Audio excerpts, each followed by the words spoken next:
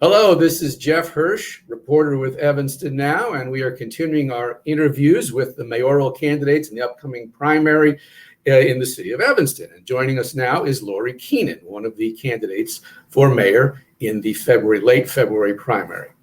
So, Lori, we're going to get right to the questions. First question deals with a very big issue in this community and everywhere else, and that is policing. The Evanston Council cut the police sworn personnel number by 7% for this year, 2021. With our survey, we asked people, should there be any changes next year in funding? Mm-hmm. And about half, a little less than half, said leave it unchanged. About a little less than that number called for a reduction, differing numbers of reductions, and about 15% called for actually an increase, different amount of increases. So where do you come down on this? Do you think the police budget, the police staffing is too high, too low? And if you do feel that the police staffing and the budget should be cut, what do you do with the money if there are indeed savings? Well, so I think obviously this is an issue nationally and in Evanston, and it's an important issue. And I think that Evanston should take a look at what best practices are nationally as well. And I think there are communities who are doing, safe policing and public safety for much less or much lower budget than we are. And they're very parallel communities. Somerville, Massachusetts has a very similar makeup, a similar demographic to Evanston. And yet, we can spend tens of millions of dollars more on our police budget than they are. Eugene, Oregon is another example of that. So I think that overall, there needs to be sort of a holistic audit of not just the police budget, but really every city department. And I think police is a great place to start.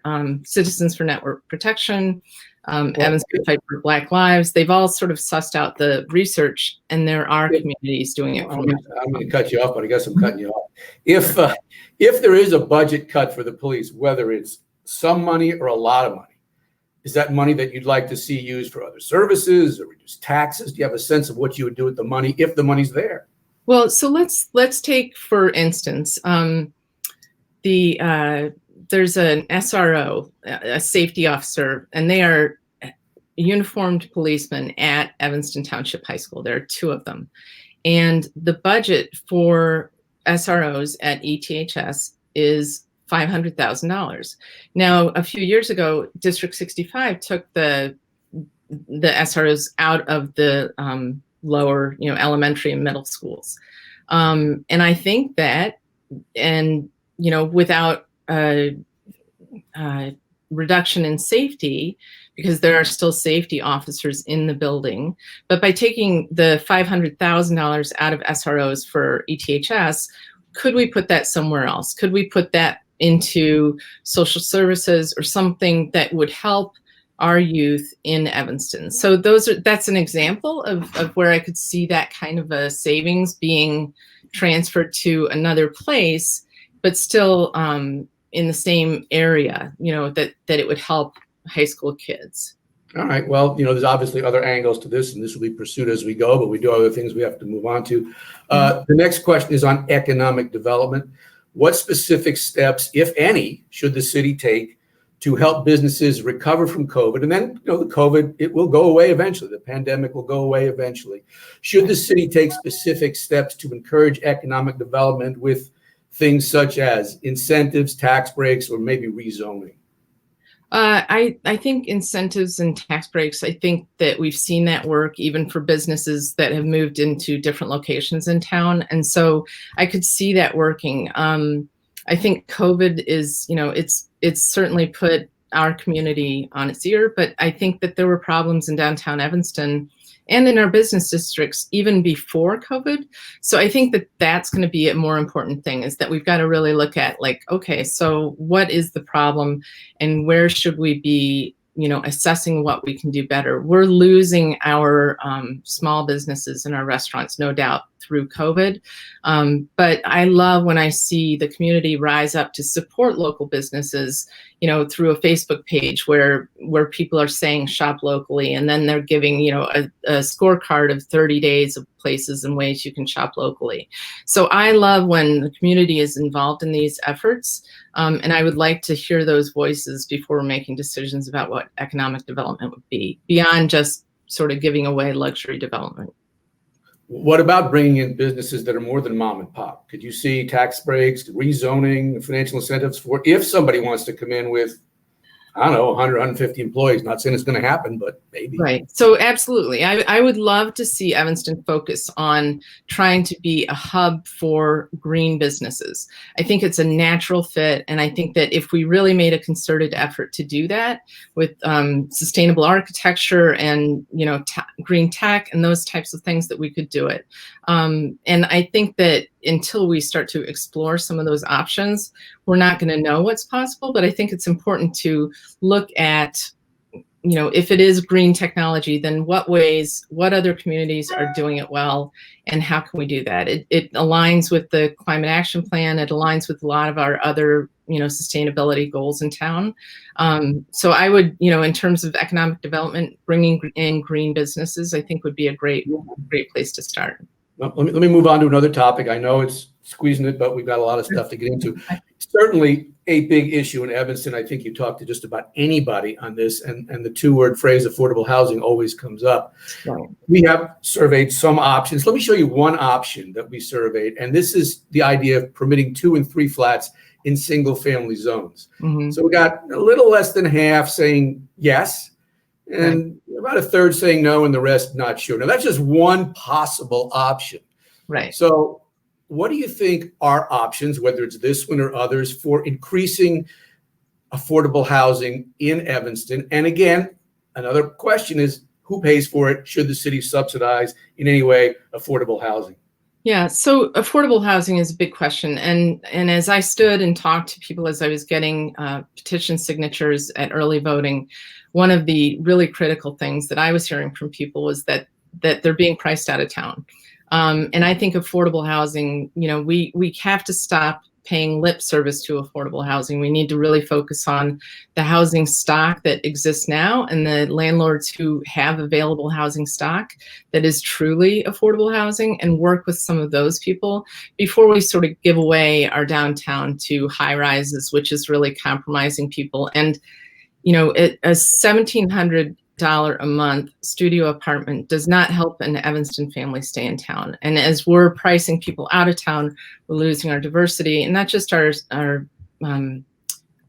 racial diversity, but also our socioeconomic diversity. When we're having people that can't afford to live here move out of town, like for instance, Northbrook just passed a really great affordable housing plan, and they're right here. We could be talking to them about what was done and mirroring some of what they did and putting that in place for Evanston residents as well. Any thoughts on our survey question about the multi-flat units in single-family zone area, or even like tiny houses? Yeah, I love that. I love ideas of tiny houses. I love, Evanston has some enormous homes, and, my husband and I are empty nesters, and we've got 3 empty bedrooms. I work with a senior living provider. I feel like multi-generational or intergenerational, I feel like there's a lot of opportunity to look at these things, and, granny flat or, coach houses, those types of arrangements I think are great. And we shouldn't be, this brothel law or whatever it was where 3 people unrelated couldn't live in the same home. Those are antiquated ideas, and we should be looking at a progressive and more thoughtful agenda for how, this is the problem now. We need to look at today's solutions. Okay, well, let me move on. When I say all right, that's not to connote anything other than we have a limited amount of time, and we do want to get in other questions because they're important. Getting into the issue of taxes and the budget, some candidates have said that the recent 1% property tax increase, while it is the lowest in many, many years, is still too high. Do you think that there should be a tax cut in Evanston? And if so, again, that means less revenue. Do you have to cut something else? What else do you cut if you don't have the money? Right. Well, I was against any sort of a tax increase, and I spoke at the citizen budget meetings about it. I think even just as a token, as a gesture to not raise taxes on people who are, they've lost their jobs, they're food insecure. I think to have gone that route and raised taxes 1 penny, I think was really wrong to do, especially when we know that some of those taxes are going to pay on debt service for Robert Crown, which is a $53 million bond. But you still have to pay the debt service, right? I'm sorry? You can't just go, we're not paying the debt service. You got to get the money from somewhere, right? Right, absolutely. But I think it was adding insult to injury to then ask the community to raise their taxes even 1 penny, especially at a time of crisis during the pandemic. But specifically, let's say you become the mayor, and I realize the mayor can't just come in and unilaterally do anything. But what do you think should be cut if you cut taxes? There will be less money. Right. Well, let's look at like those SROs, for instance. Like that's a great example. And I would want a forensic audit of the city's budget. And I would want us to go line by line by line, because, for instance, we were buying new vehicles, new fleet vehicles. Well, my example was if I couldn't afford to pay my bills, I certainly wouldn't be asking friends and family to pay my bills while I went out and bought a new car. I would say to myself, you know what? We can't afford a new car this year. And yet the city was still, they were going to buy new fleet vehicles and new lift vehicles. And I felt like that was really careless when people are struggling in town. Well, talking about money and revenue, question is, other potential revenue sources. If there's cuts, you want to try to bring in some more money, or even if there aren't any cuts, to try to bring in some more money, other revenue sources. One of the questions we asked, and it also deals with housing, actually. One of the questions we asked to our readers is, should the Civic Center be sold for conversion to housing? And about half said yes, and another 30% said maybe. So you had a pretty large majority saying yes or maybe, and then about 27% said no. What are your thoughts on selling the Civic Center either for housing or for revenue, for something else, maybe some buyer uses it, or maybe selling other city assets to bring in some money? Right. Well, I saw the list that Jones Lang LaSalle provided to the city of the city assets and what could be sold. And I don't believe we should sell the Civic Center. What I think we could do is think more creatively. I don't think everything has to be black or white. Could we look at what Landmarks Illinois or the National Trust is doing, where they're saying you can use historic buildings, adaptive reuse for housing? But what I don't want to see us do is sell the Civic Center with no plan, and where are we going and what's that going to cost? So could the first and second floor of the Civic Center become the Civic Center, and then the upper floors become housing? And could we get, if we're going to do it that way, then could we get a developer to come in and foot the bill for repurposing the first and second floors, or the first floor and the basement? But what I don't think we should be doing is creating a TIF that encompasses the Civic Center, which was valued at $14+ million by Jones Lang LaSalle. I don't think that if we create a TIF, we're giving away that money to a developer. And the TIFs in this town, we've given away, I've got the figure here, $183 million in TIFs since their inception. It's close to $5 million a year. If that land is so valuable, the Civic Center land is so valuable, $14 million a year, then why would we create a TIF and give those tax dollars away to a developer to come in? It sounds like it's prime location. They say it's not centrally located, or it's not close to public transportation. But the truth is, the Noyes Street L is right there. If they move the Civic Center, where would that be, and what would that cost us? What about the recycling center? Is that something the city could get rid of? So I feel differently about the recycling center. It's sat vacant for years. It's not being utilized. It's sort of on the edge of town. So I don't have such strong feelings there, but I think the Civic Center is a more unique space. It's historic.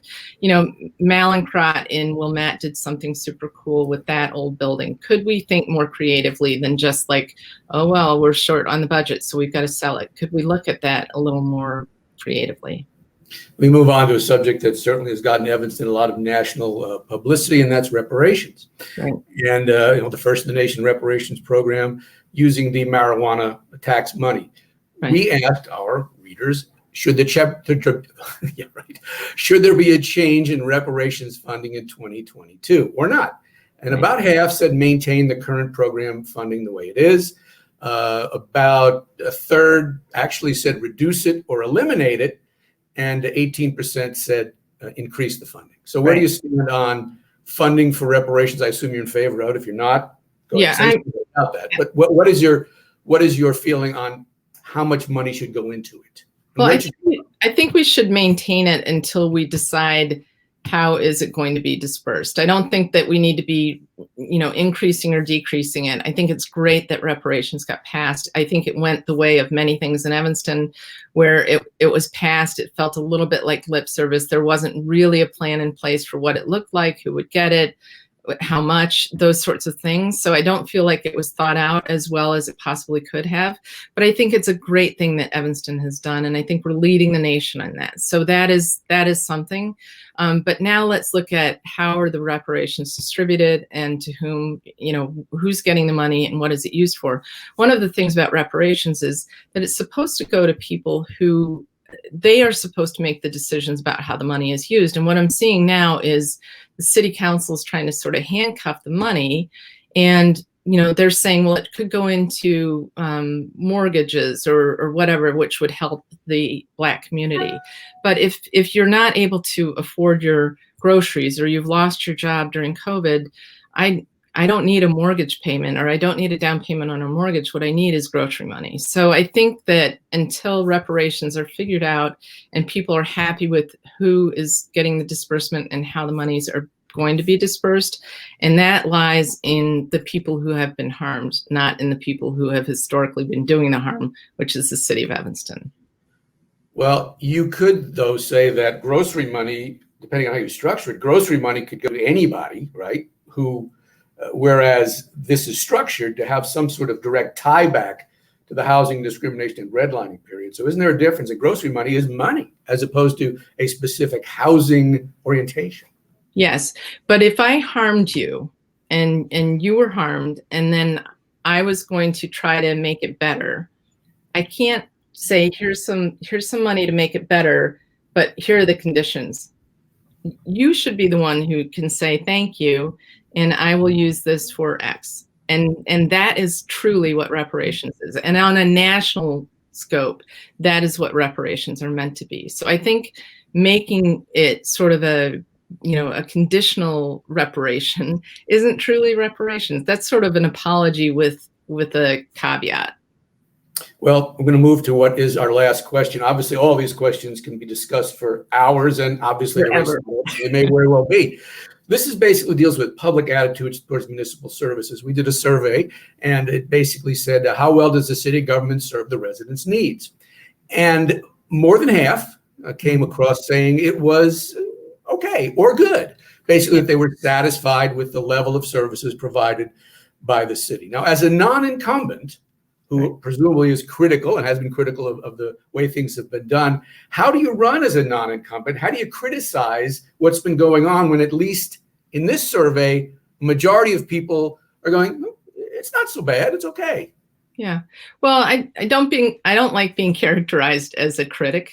I think what I've been doing over the years is siding with the people and bringing issues to council that are important to the public. And so I think being, am I critical? Yes. But am I sometimes right? Yes. For instance, when we get an 80% vote on a referendum, I think that was the public saying, yes, they wanted this thing. So back to city services and a report card, I think it's always going to be hard to keep, let's call it your customers happy.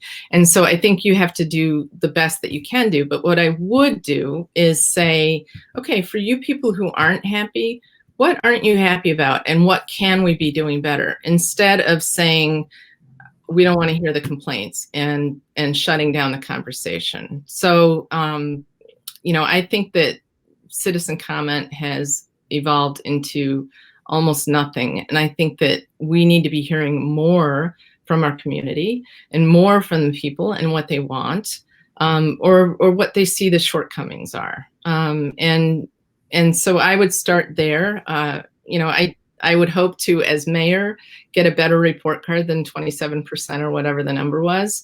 But I think that it was higher than that if you added from up. But I'm sorry. It was higher than 27% if you go. That was sort of, I think, level 5, and then if you go up to 7, it was over 50%, sort of okay to really good. Right, and I think correct. Yeah, I think it's difficult. Evanston is a very diverse community, so we're trying to serve a lot of different needs, and I think that we, can focus on the sort of going across the spectrum. But I think providing public service to the public in a way that's transparent and accountable and responsible, those are things that I think if you're doing that and people feel like they're being heard, then I think people are going to have a better mindset about the way they feel about things. One quickie, I mean quick, 30 seconds, okay? Yeah. 30 seconds, no more than 30 seconds. Promise. And you've sort of, woven it through your whole series of answers, but really sum up very quickly, what's your vision for Evanston if you're the mayor?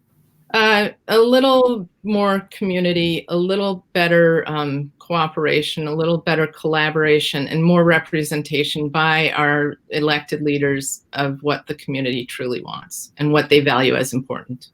Thank you very much. Lori Keenan, candidate for mayor in the upcoming mayoral primary. Obviously, these are big issues, and I'm assuming that we will be talking to you about them again. Thank you very much. And to those of you watching, thank you as well. Thank you, Jeff. Bye-bye.